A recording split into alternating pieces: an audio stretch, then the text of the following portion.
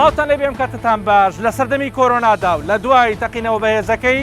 بەیروتی پایتەختی لوبنان ئایا دۆخی کوردان لەم وڵاتە چۆنە؟ پێویستیان بەچی هەیە و دەبێت چیان بۆ بکرێ؟ دەوترێ ژماری کوردان لە 100,000 کەس لەم وڵاتە زیاترن، بەڵام بە هەمویان ناتوانن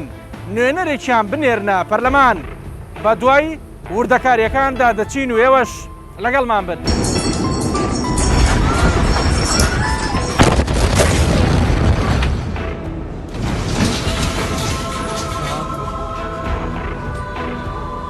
ڕۆژی سێشەممە 4 ئاب تەقینەوەیەکی بەهێز لە بەندەری بەیروت بە هۆکاری بوونی 2700 تۆن نیتراتی ئەمۆنیۆم ڕوویدا. بەهۆیەوە تا ئێستا زیاتر لە 171 کەس گیانیان لەدەستداوە، زیاتر لە 6,000 کەسیش بریندار بوون و زیان بەر زیاتر لە 6,000 بیناش کەوتووە.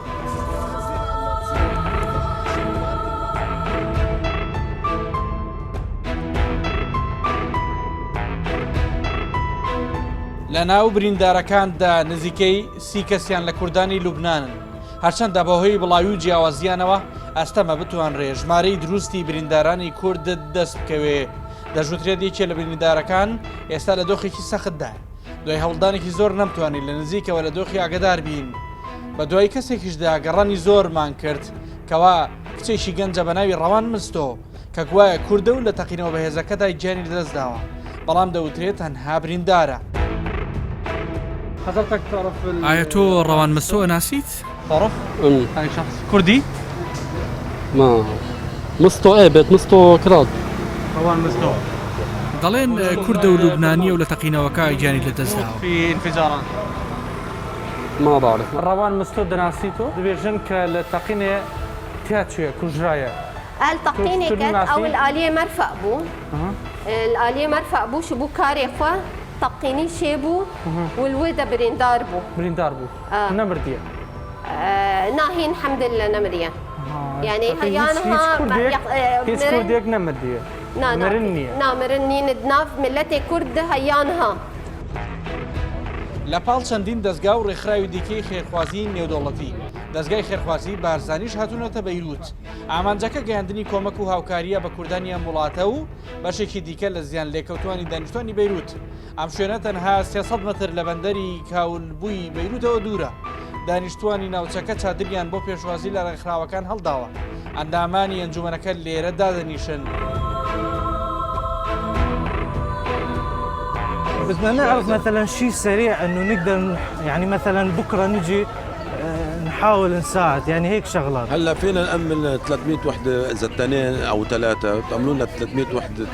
غذائية 300 وحدة وبرش المبيدات ومعقمات للمنازل. طيب هاي المواد الغذائية قصدك مواد غذائية جافة لو لا معلبات؟ لا مش جافة لا جافة نعم. پێویستیان بە ماوەدێکی خۆراکی وشکە هەیە نەک معلبات ئازوقیان پێویستە موادی تەنزیفاتیش. ئەمڕۆژ ئێمە بە پێی توانای خۆمان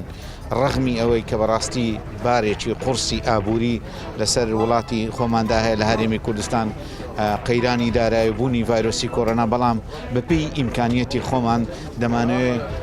هاو پشک بین بەشدار بین حسب إمكانيات. كردستان العراق. نعم كردستان العراق. دينكم جايين من توصية رئيس مسعود البرزاني. على راسي انتم ومسعود البرزاني. الله يخليكم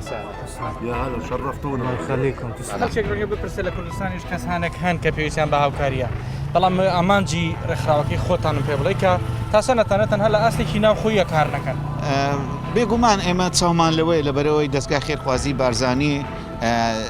پێویستی بۆ نییە بەڕاستی پێویستی بۆیە لە سنوورەکان بپڕێتەوە بۆ ئەوی بەڕاستی بە نێودەوڵەتبوونی خۆمان بسەلمێنێت. دواتر ئەم دەستگایە بڕیاریاندا لە بازاردا ئەو شمەکانە دەست بخان کە زیان لێکەوتوان داوای دەکەن کە بریتین لە پێویستی خۆراکی و وشکە و سەرەتایی. دەتوانم بڵێم لە دەوری 500 عائیلە سودمەند دەبێت لەو هاوکاریانەی ئێمە. هەرچەندە هەموو کەسێک لەم شارە سەرقاڵی تەقینەوە بەهێزەکە و دوایین پێشهاتی وڵاتەکەیە، بەڵام وەکتیمی بنکۆڵ مەبەستمانە زۆرترین زانیاری لەبارەی ژیان و گوزەران و پارت و ڕێکخراوە کوردەکانی وڵاتە بخێنە ڕوو. دەچمە ڕێکخراوی کوردی خێرخوازی.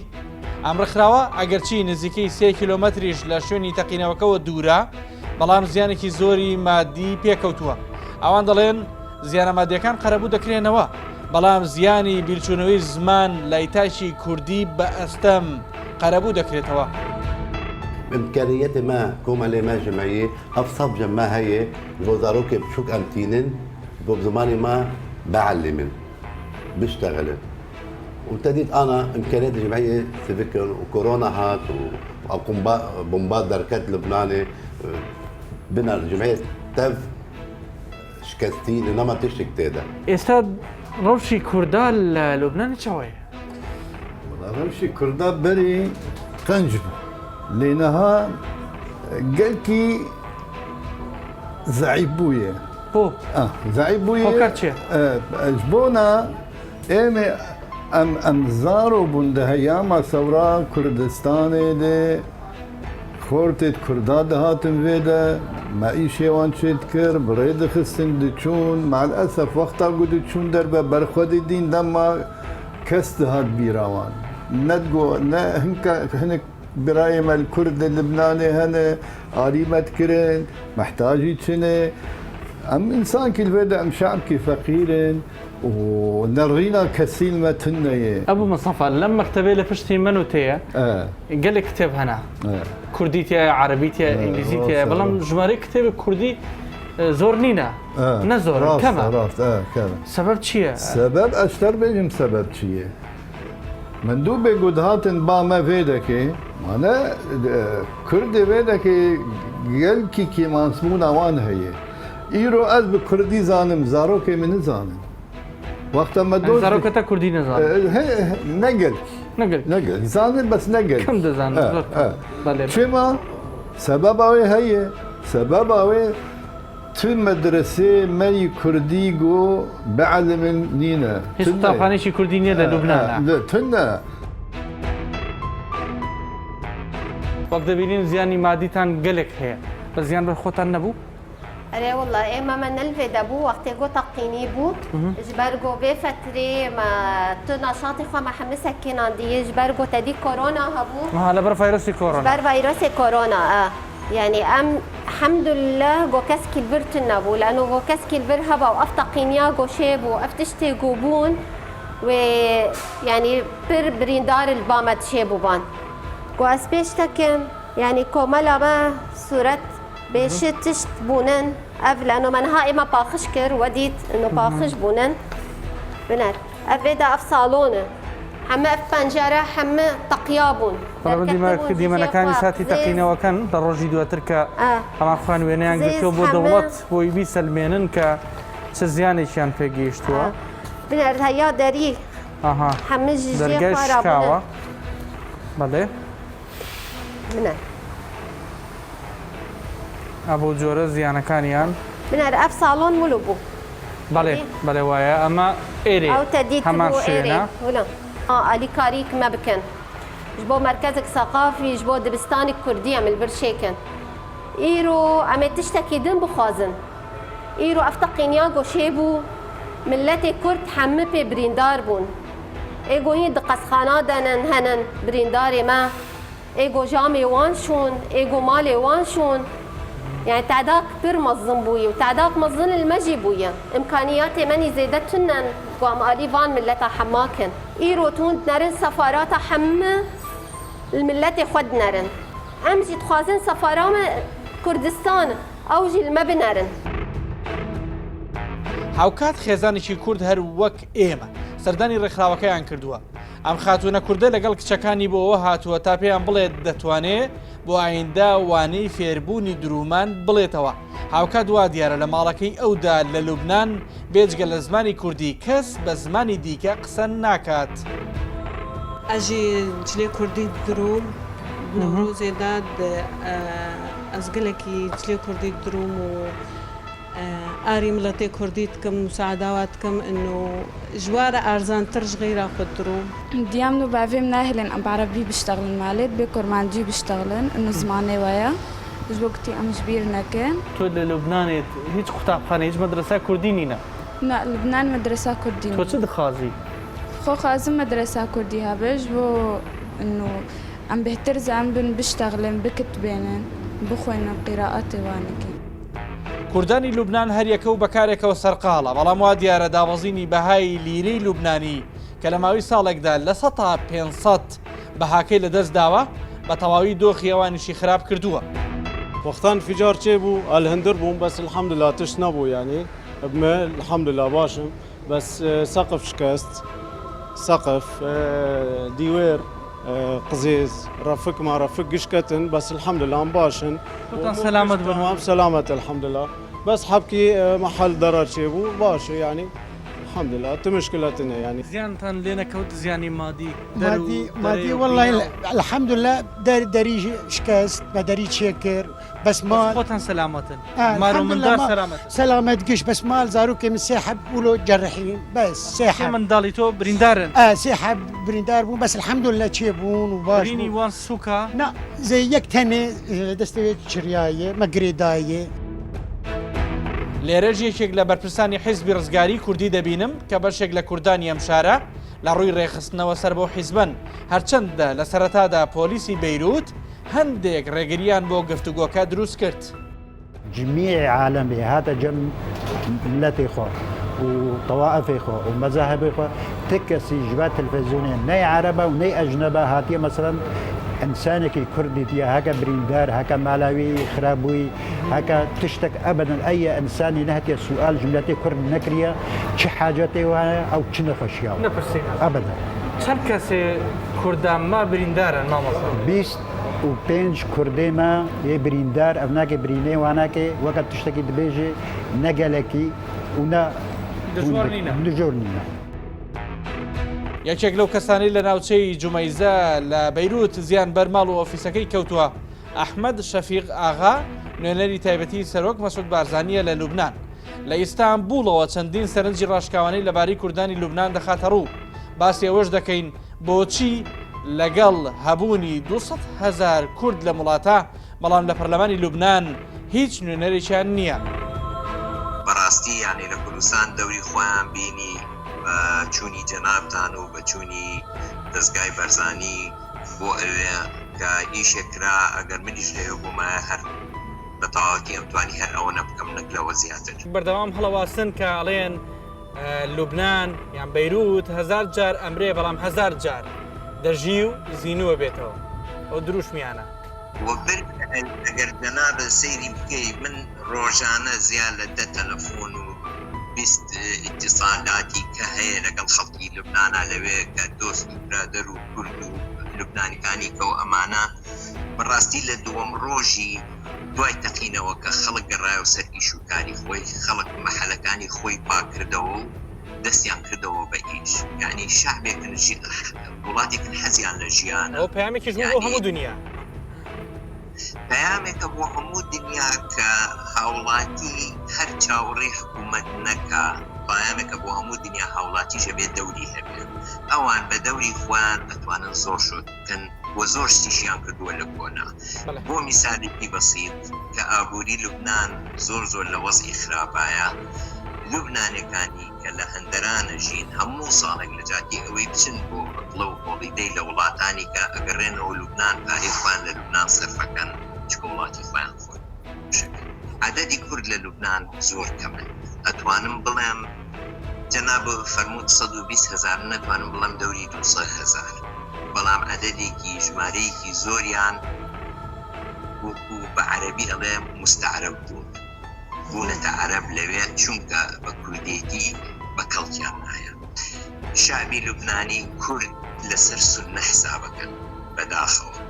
باشە کە هەرچەنە کورد ئەم مەتەلی تایفی نییە لەسەر سوننە حسابەکەن هێ سوننەش ئەگەر فریای خۆی بکەوێ بەخوا فریای کورد ناکەوێت لە لایەکیکەوە لە ناحیەی سیاسی بەڵێ بەتاکید لە ناحیەی سیاسی و کورد ئەحزابی بە قووەتی نییە لەوێ کە ئەو دەورەی هەبێ کورد حتا وەکو لە تەبەقەی موجتەمەعەکەی کە لەوێ ئەژی تەبەقەیەکی دەوڵەمەند نییە یعنی نەیانتوانیەوە بگەنە شوێنی دەوڵەمەند چونکە جەنابەت دەزانی لە عامەتی شەرقی ئەوسەدا دائیمەن ئەوانەی لە سوڵتەیان ئەوانن کە دەوڵەمەند و ئەوانن کە ساحێبی سوڵتە و پارە لە عینەن وەختا ئەمە بەداخەوە ئەمە وەزعی کوردەکەیان لەسەر سونە حسابگران بەڵام کوردەکە خۆی ئیتر يعني هەیە مەسەلەن مەساڵحی لە منطقەی شیعەکانە بۆ چۆتە ئەوێ ژیاوە بە دوای ژیانی خۆیان گەڕاوە مناڵی خۆی گەورە بکە باشە زۆریان تا ئێستا زمانی کوردی ئەزانن زۆر کە ئەچیتە ماڵیان تا ئێستا هەرە زۆرەکانیان ڕسمی بارزانی نەبریان ڕواسیوە هەستی کوردایەتیان تایە بەڵام بەڕاستی بێکەسن بێساحێبن کەس لیان ناپرسێت کەواتە ئەرچی چێ لیان بپرسێتەوە پشتیان ئەوان تەنها پشتیان وەکو کوردانی کە پشتیان بە ئێمە بەقایمە بە کوردستانی باش کەواتە خەڵکێکە پرسێ ئێوە چیان بۆکەن بە تایبەتی جەناب نوێنەری تایبەتی سەرۆک بارزانیت نوێنەری تایبەتی سەرۆک بارزانی چوونی من بۆ ئەوێ بۆ ئیشێکی عێلاقات بوو زیاتر بۆ ئیشی کە وە لەو وەختی کە من لێوێ بووم توانیمان بە یارمەتی جەنابی سەرۆک مەسعود بەرزانی چەند ئیشێ بکەین و چەند شتێ بکەین و ئەوانە بەڵام ئەمە بەڕێی من بەم شێوەیە نابێ بەم شێوەیە ئەبێ فراوانتر بێ ئەبێ دەورێکی زۆر باڵاترمان هەبێ لەوێ لە مێژووی عێراقدا تا ئێستا تەنها یەک کەس وەکو کورد بووە بە باڵۆزی عێراق لە وڵاتە کاوی شێخ عومەر بەرزنجی باڵوێزی ئێستای عێراقە لە وڵاتی قەتەر پێشەوەی گفتوگۆکانمان دەست پێ بکەین بە چەندین وێنەی ئەو کاتەی لوبنان ئاشنای کردم کە لە ناویاندا وێنەی بەشداریکردنیان هەیە بە جلی کوردی لە یەکێک لە ئاهەنگەکانی نەورۆز لەسەر دەریای سپیناوەڕاست ئەوان هەر ئەو کاتانەش داوای ئەوەیان هەبوو لە کوردستانەوە بتوانرێ بینایەکی گەوریان بۆ بگیرێ بە هەر مڵکێتەکەشی حکوومەتی هەرێم بێ یا هی کوردستان بێ هەر هی لایەنێکیش بێت ئەوان بەکاری بێنن بۆ چالاکیەکانی خۆیان بۆ بتوانن بەردەوام بن هەروەها قوتابخانەیەکی تیابێ ئەم داوایە جێبەجێ نەبوو قوربان بەڵێ ئەم داوایە جێبەجێ نەبوو کاوەی کۆمەڵەیەکیان هەبێ بینایەکیان هەبێ جێبەجێ نەبوو من ئێستا تازەی ئەەکەمەوە ئەم داوایە بۆ ئەوان داوا ئەەکەم لە سەرۆکاتی کوردستان لە حکوومەتی هەرێمی کوردستان کە سەیری ئەو مەسەلەیە بکەن بە گرنگی بینایەکی باشیان بۆ بکڕن بە هەر مڵکێتیشی ژمەرج نێ بۆ ئەوان بێ مڵکێتی ببێ باشترە تەبعاً بۆ ئەوانیش نەبێ گرنگ نییە گرنگەوەی ئەوان بەکاری بێنن بەڵێ بە بڕۆی جەنابتان لەم دووە خۆزروفە مادیە خراپەیە ئەکرێت بۆ نمونەیان ئەتوانرێت شتێکی وا بکرێت ئێستا بێ لەم دقەیانی ئەوە پێ بە خەیاڵێک بە بڕیارێک لە پلانێکە هەبێ ئیشی بۆ بکرێت لە ئایندەیە ینی خۆ لەو هەموو کاتی خۆشیان نەکراوە ئێستا معقول نییە لە زروفا بکرێ بەڵام ئێحمالیش نەکرێ خۆ پلاندانان بۆ ڕۆژێک و دوان نییە چونکە ئەوەی کە زۆر گرنگ بێ لە لای من ئەوان چۆن بە کوردی قسە بکەن پێویستیان بە قوتابخانەیەک و خوێندنگایەک هەیە ئەگەر هەر شەمە و یەکشەمانیش فێری کوردی ببنتیایە فێری ئەدەبی کوردی ببن مێژووی کوردی تیا بخوێنن زمانی کوردی تیا بخوێنن بە شێوەکانیەوە تا لە کوردبوونی خۆیان تێبگەن ینی من کارمەندم هەبوو لە سەفارەت دوان لە کارمەندەکان کورد بوون و یەک کەلیمە کوردیان نەئەزانی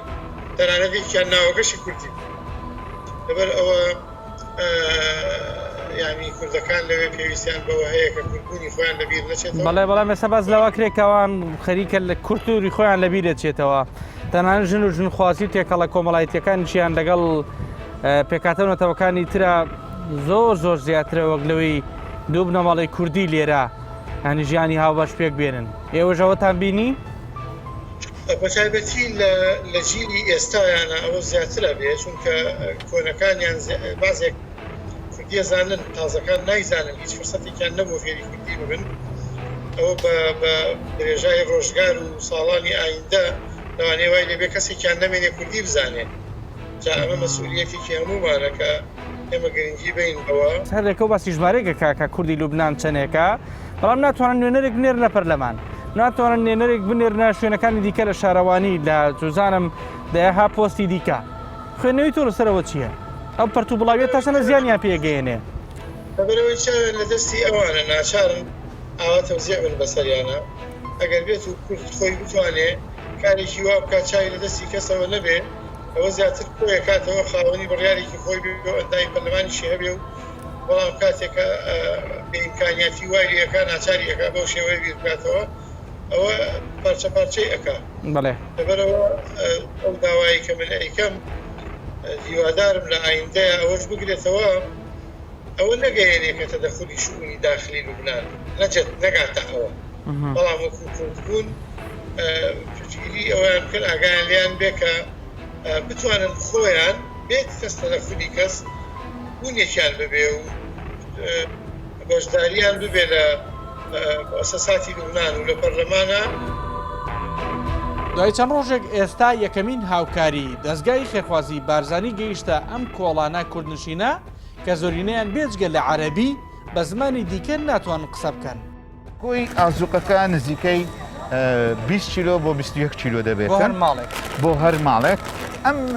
ئەم کەلایندەی شاربەتە و زانیاریەک بۆ بینەرانیش ئەوەی کە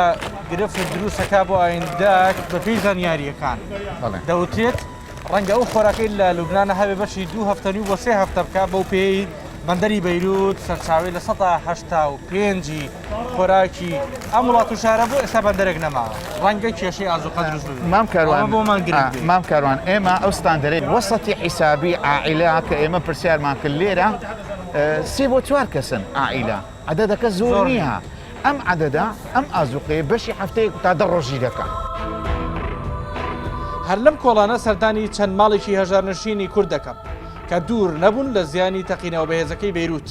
بە دیمەنەکاندا دەردەکەوێت ئەوان لە ژینگەیەکی زۆر خراپدا دەژین پاشماوەی زبل و خاشاک دەوری داون. ئایا ئەمە هەمووی کاریگەری تەقینەوەکەیە؟ تأثير الانفجار نعم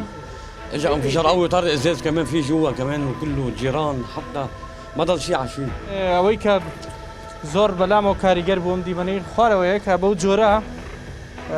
کە ئێرە ناو ماڵەکانە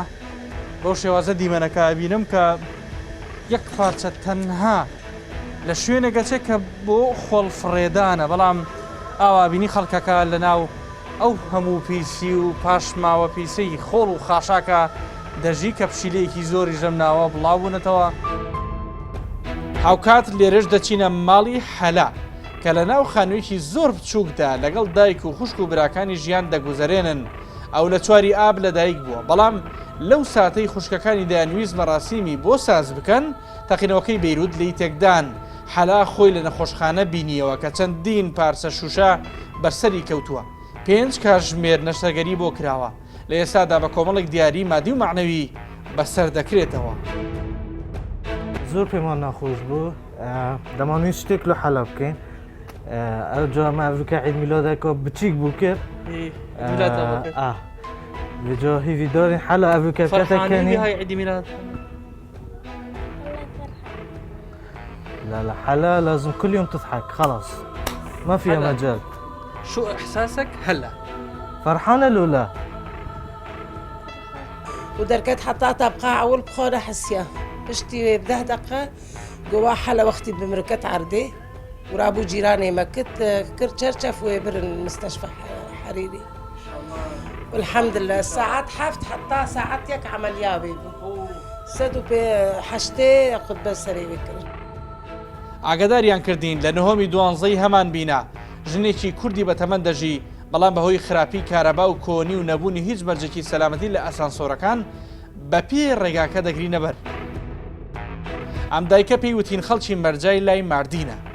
لە بنەڕەتە لێەوە هاتووە ئەوە گەرچی ئاستی بژێوی لاواز بوو بەڵام میهرەبانیە زۆرەکەی پێناسە نەدەکرا. ئەمش کوردستانی هاتین کوردستانی سەر ڕاستپاردا سەرۆک بارزانی